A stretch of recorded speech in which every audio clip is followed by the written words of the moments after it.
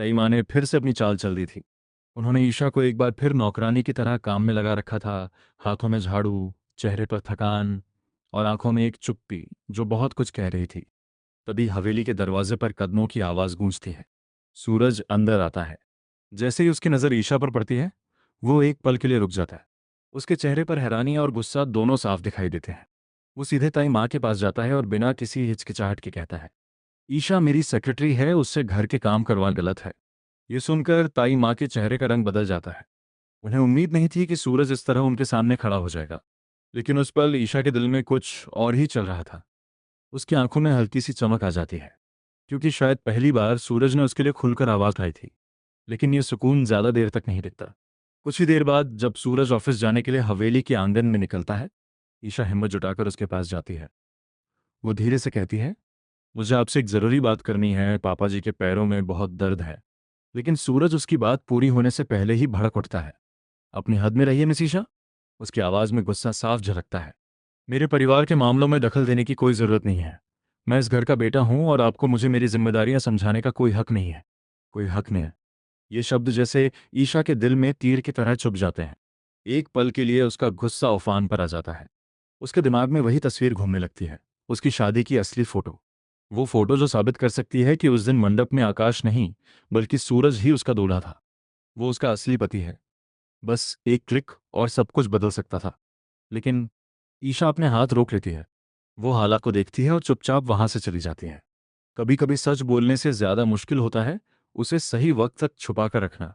इधर ईशा पहले से ही पापा जी की तबीयत को लेकर परेशान थी।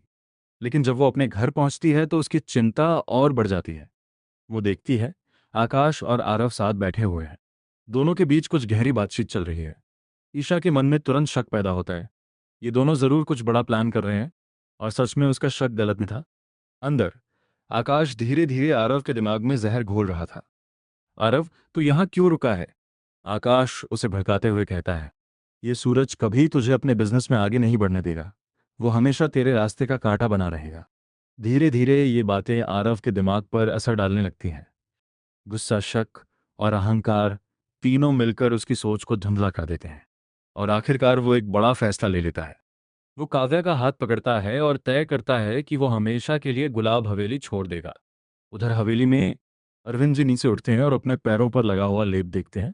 एक पल में ही उन्हें समझ आ जाता है, ये लेप किसी और ने नहीं, ईशा ने लगाया है।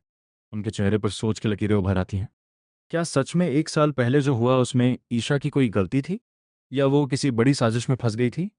वो इन सवालों में उलझे ही होते हैं कि तभी नीचे हॉल से तेज आवाजें आने लगती हैं।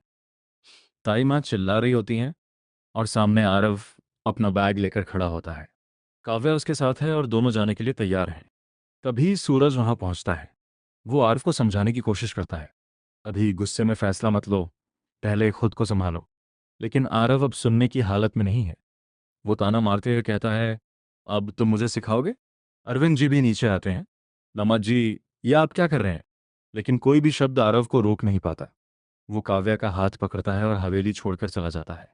पीछे रह जाते हैं टूटे हुए रिश्ते और भारी खामोशी। सूरज अरविंद जी को संभालते हुए कहता है, जाने दीजिए, पापा अभी वो गुस्से में है। लेकिन एक पिता का दिल कैसे मान जाए? थोड़ी ही देर में अरविंद जी को अपनी बेटी की चिंता सताने लगती है। वो फैसला करते हैं कि वो ईशा से मिलेंगे, क्योंकि आरव उसका भाई है, उसे ज़रूर पता होगा। और यहीं से कहानी में आता है सबसे बड़ा झटका। जैसे ही अरविंद जी ईशा के घर के दरवाजे पर पहुंचते हैं, उन्हें अंदर से ज़ोर ज़ोर से झगड़े की आवाज़ें सुनाई देती हैं। वो घबरा जाते हैं, धीरे से खिड़की के पास जाते हैं और अंदर झांकते हैं। और जो वो देखते हैं, वो उनकी पूरी दुनिया हिला देता है। आकाश ईशा के साथ बहुत बुरा बर्ताव कर रहा होता है। उसकी आवाज़ में क्रूरता है और उसके हाथों में जुल्म। ईशा जो हमेशा चुप रहती थी, आज भी चुप है। लेकिन उसकी खामोशी उसकी मजबूरी बयान कर रही है। उस पल अरविंद जी को सब समझ आ जाता है। ईशा इस घर में अपनी मर्जी से नहीं है। वो किसी डर, किसी मजबूरी और शायद किसी साजिश में फंसी हुई है। अब सवाल ये है, जब ससुर के सामने सच आ चुका है, तो क्या वो अपनी बहू के लिए खड़े होंगे? क्या अरविंद जी ईशा को इस नरक से बाहर निकाल पाएंगे? क्या वो सूरज को पूरी सच्चाई बता पाएंगे? और सबसे बड़ा सवाल, क्या ये सब मिलकर फिर से टूटे हुए रिश्तों को जोड़ पाएंगे? कहानी अब अपने सबसे खतरनाक और इमोशनल मोड़ पर पहुंच चुकी है, जहां हर कदम किसी की जिंदगी बदल सकता है। आप क्या सोचते हैं? क्या अब अरविंद जी ही ईशा और सूरज को फिर से एक करेंगे, अपनी राय कमेंट में ज़रूर बताइए।